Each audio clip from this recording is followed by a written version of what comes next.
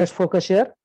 During examination of a newborn, the pediatrician found the combination of micrognathia, retrognathia, which leads to glossoptosis and cleft palate. So, what is the diagnosis? If we combine all these things together and look at the picture, what diagnosis comes in your mind? This is a question from ENT.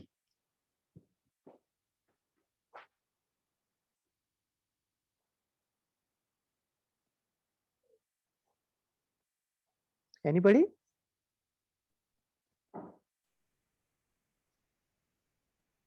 See this? Micrognathia means what? Let's analyze one by one. Micrognathia means? Small chin, sir. Very good. A small chin or a small mandible. Good. See, look at this lateral view. Such a small chin of this child. Retrognathia leading to glossoptosis. Now, retrognathia means, a little bit of recessed chin. Recessed chin, and glossoptosis means falling back of the tongue. Sir, Glossoptosis. And there is cleft palate also. Now, if you combine, what diagnosis comes in your mind? sir, maybe it is Perry-Robin sequence syndrome, sir. Very good. Pierre-Robin syndrome or sequence. Good. So that is your answer, and you are absolutely correct. Pierre-Robin sequence or syndrome, whatever you want to say. Okay. Now a little bit of explanation here. This baby is having very small oral cavity because of micrognathia, or small mandible. So as a result of that, when this baby sleep, in the supine position, the tongue falls back, and this tongue is blocking the airway. Now that is a major problem. Sometimes it can lead to death of this baby because of complete obstruction of the airway. And cleft palate is an additional finding. So to maintain this child in a proper position so that airway is not obstructed, which position should we maintain now when the child go to sleep? Which position? Lateral position. Okay, lateral or prone? Isn't Yes, it? sir. Lateral or prone position. But prone position has its own disadvantage or fallacy. Sometimes what happens, if there is some soft type of cloth, then it may sucked into the face, then it may again obstruct the airway. Means the baby may be suffocated because of this. But we should be careful. We should not put very soft type of cloth there. So prone type of position or a lateral position would be better for this baby when the baby goes to sleep. And very interesting point is, when the baby become older or bigger, around 7 to 8 year or 8 to 9 year, the mandible will grow substantially, and then everything will be all right. Only problem remains is cleft palate, which can be dealt very easily. So Perry-Robin sequence or syndrome can give a lot of trouble when the baby is small. And if we know how to take care of the baby, then it will not be a difficult thing later on. So remember the sequence: micrognathia, Uh, glossoptosis, and cleft palate. excuse me, sir. Yes, yes, Sir, we have another condition also yes. presenting like this, that Hmm. trisomy, the Patov syndrome, sir.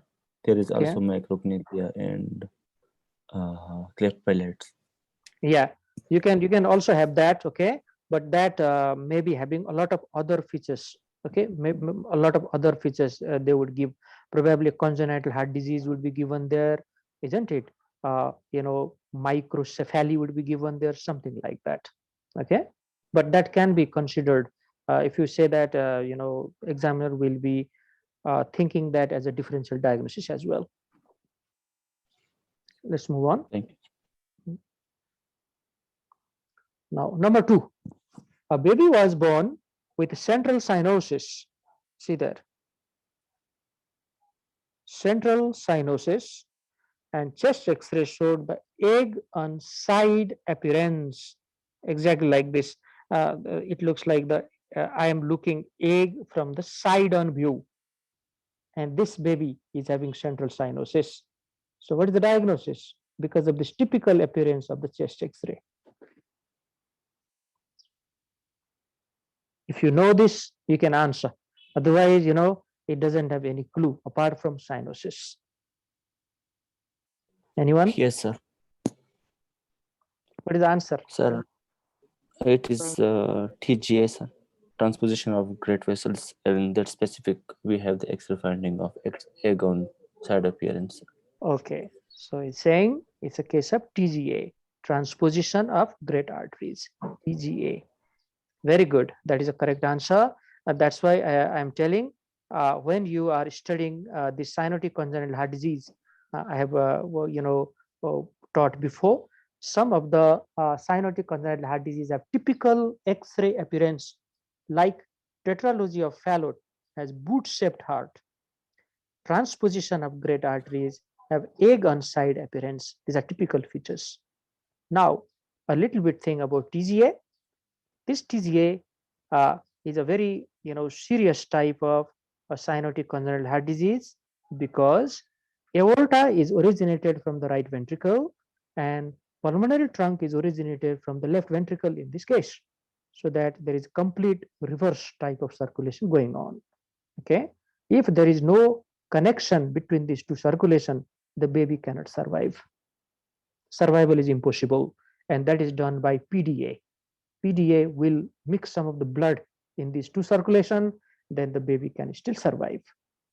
Now, when this baby comes to us, the baby is already a bit of kid, okay, or toddler, something like that. The baby is cyanosed, and even after giving oxygen, the cyanosis is not going to be improved. Or if we measure ABG, it is not going to be improved even after giving high flow oxygen. This is how we confirm the case of cyanotic congenital heart disease. And all those echocardiography, ECG, all those things are still there. Okay, they will further confirm the diagnosis. Now, this is another interesting case. Okay, please focus here. Note the baby is darkly pigmented, more so on genital and umbilical area.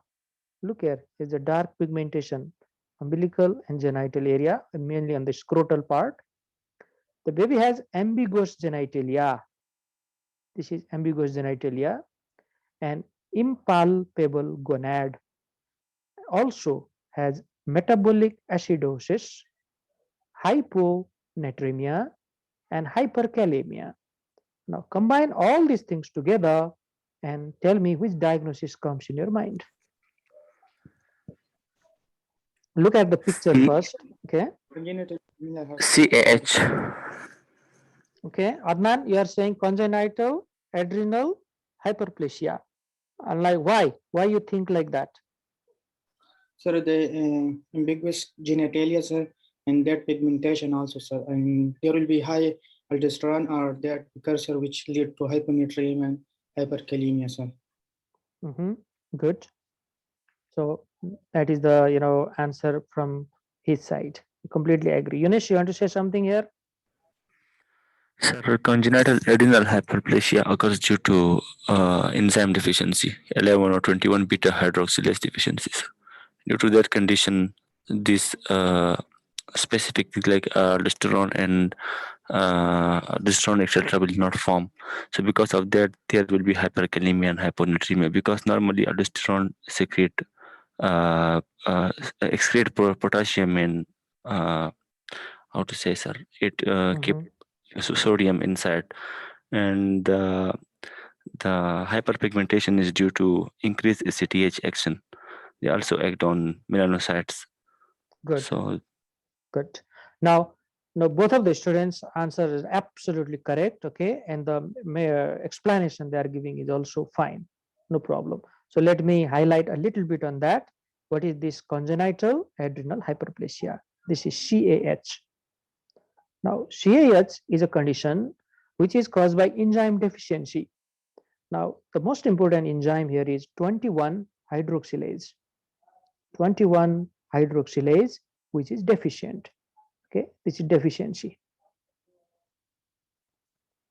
Now another is 11 beta hydroxylase deficiency after 21 hydroxylase. Now this enzyme is very much essential for the synthesis of aldosterone and cortisol. So if this enzyme is deficient, there is no cortisol and no aldosterone. No cortisol, no aldosterone. Remember that.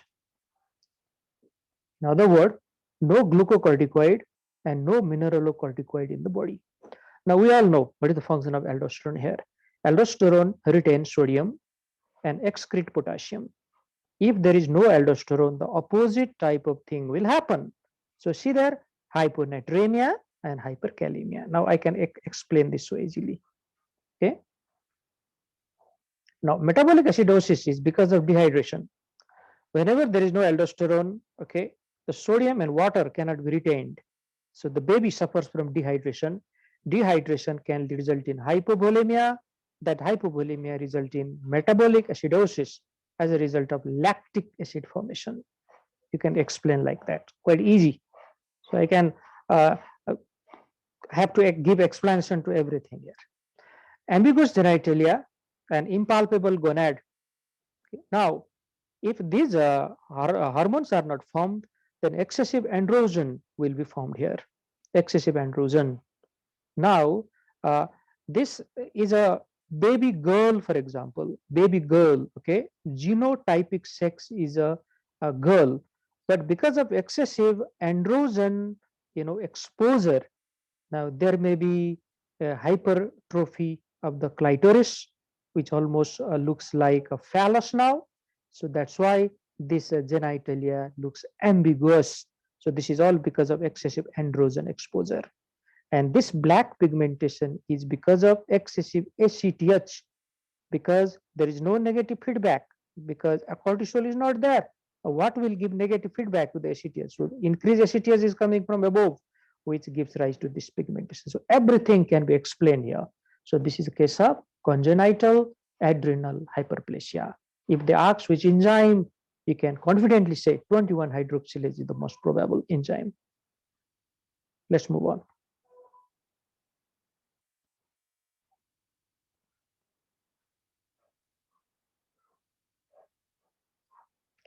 Now, nothing, no clues are given here, just the X-ray, and they have straight away asked the diagnosis. Now see there?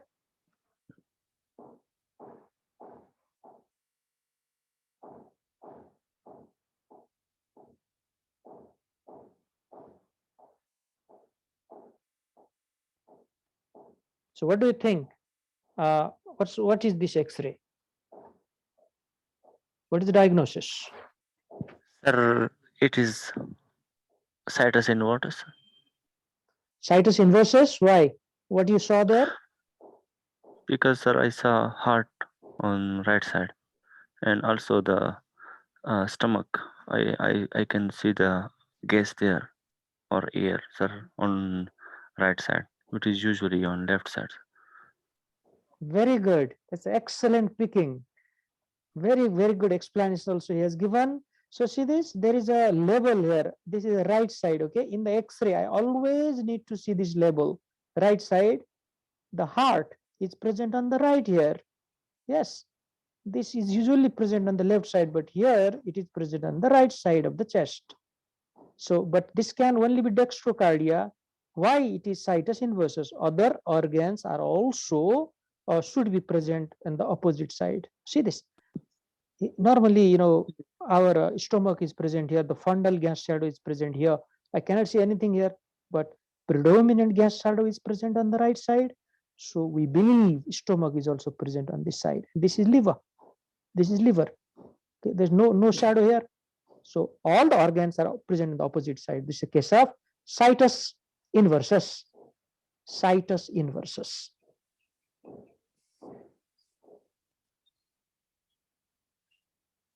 Now, what is the problem of situs inversus? Is there any problem clinically to the child or not? No, sir.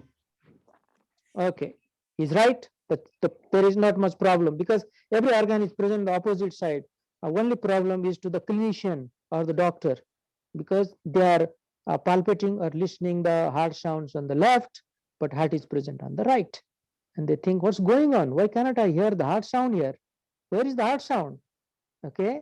And if they suddenly remember, yes, there is a condition known as dextrocardia or situs inversus, then they may put the stethoscope on the right side and suddenly they start to hear the heart sound. So only problem is that. Another point, sometimes only dextrocardia is there, but other abdominal organs are present on the same side. In that case, it is usually associated with a lot of congenital cardiac problem. Okay, so more problematic case than situs inversus. Sometimes situs inversus is associated with Carter-Jenner syndrome. We have studied that before. Carter-Jenner Yes, syndrome, isn't it? So please remember that.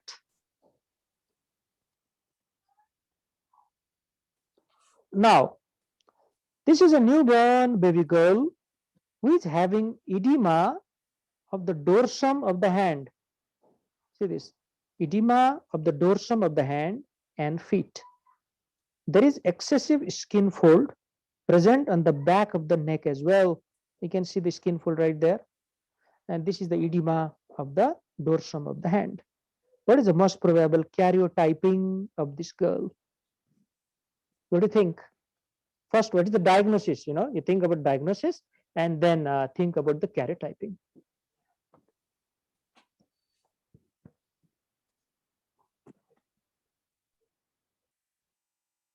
Anyone want to have a go on this case?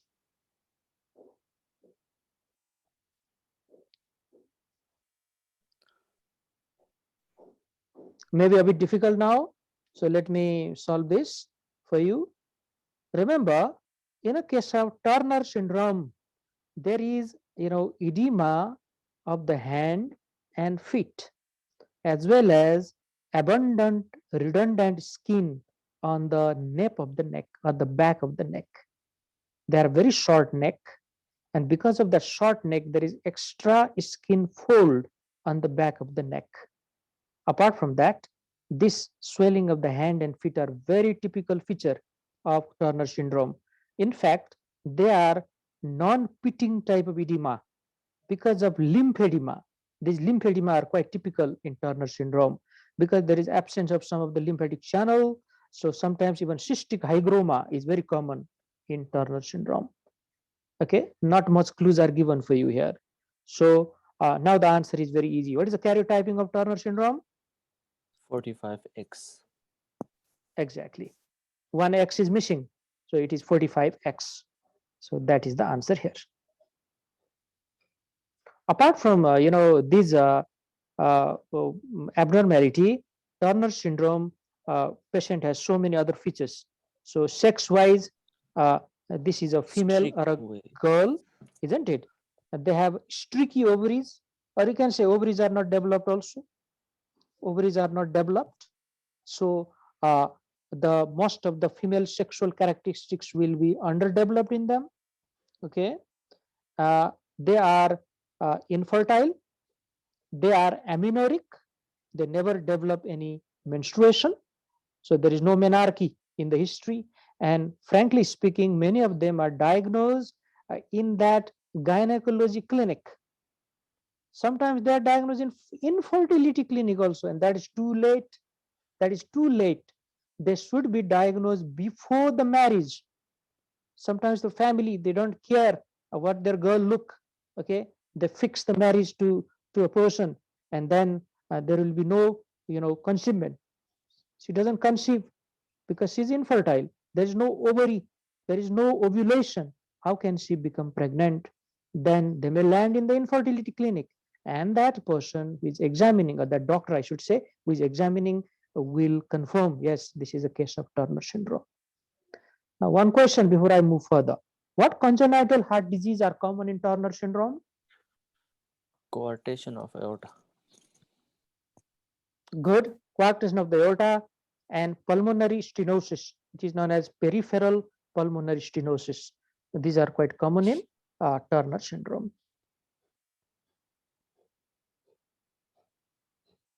Okay, now this is another case. See here, and this case is all about a child presented with central cyanosis, clubbing, and growth retardation. So central cyanosis, clubbing, and growth retardation. There was presence of ejection systolic murmur at left second intercostal space. This is the examination finding. Which position is attained by the child at the time of dyspnea? So to relieve this dyspnea, the child will attain a particular position. And this has to be asked in the history taking, or even, when we are examining this child in front of us in the clinic or in the hospital, we can notice that. So what is that position? That is the question. But before that, you need to diagnose this case by looking at the X-ray and these clinical features. What is the diagnosis? EOF. TOF, tetralogy of Fallot. What you see here? Boot shape heart, sir, and cyanosis clubbing. And also the ejection systolic murmur. This is boot-shaped heart, very good. This is boot-shaped heart, exactly looks like a boot here. Because of the right ventricular hypertrophy, okay, the apex is elevated, then it looks like boot-shaped heart. Another reason is this is the area of pulmonary bay or pulmonary artery. In this case, the pulmonary artery is atrophied, not developed properly. So there is no elevation shown by the pulmonary artery. So all these features together makes this boot-shaped heart. And the clinical features are very typical: central cyanosis, clubbing, and growth retardation. Okay, growth retardation is a feature of chronic hypoxia. The child will not grow properly. And then, what is the cause of this murmur, by the way? Why this murmur is present there?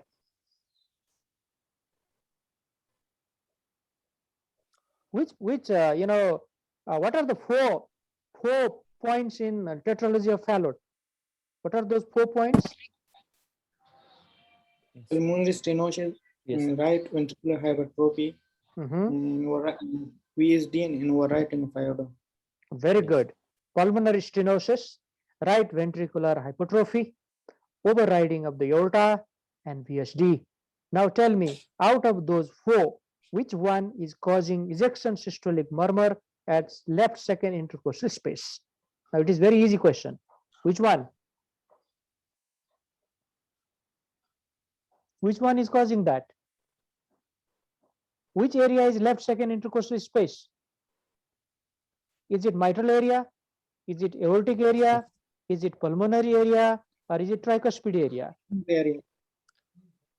Pulmonary area, sir. Pulmonary area. So of course pulmonary stenosis murmur is heard there. Okay. So Yes, this sir. is pulmonary stenosis murmur, which is heard in left second intercostal space. So all these things points towards tetralogy of Fallot, no doubt about it.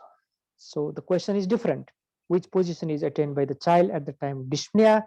And it is called squatting position. Squatting position. That means the child will bend the knee. The child doesn't completely sit on the ground, but bending the knee, okay, and attending that position. Now the question is why the child is attending that? And the answer is, if the child attends that position, there will be increased afterload, okay, in the peripheral circulation. Increase afterload. After that, whatever shunting is happening between the left side of the heart and the right side of the heart, okay, that will be decreased. Remember, this is a mixing is going on in this type of disorder. This is cyanotic heart disease. So if mixing is decreased, the child will be less breathless. So this is the explanation for the squatting position. Now few more questions from the tetralogy of Fallot. What are the common complications? Anyone? There is one complication which occurs in the brain. What is that? Sir, Yes, yes, please. sir, maybe blood clotting, sir. Called stroke. Okay, one is a stroke. Causing stroke. You are right. One And is a stroke, and another one.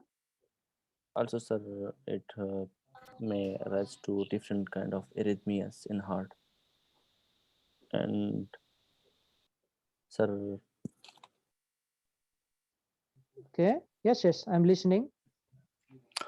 and also, sir, it can affect the lining of the heart and heart valves, leading to endocarditis. Okay. Yes, I agree with you. Yes. So these are some of the complications he has mentioned. Okay. Now listen here.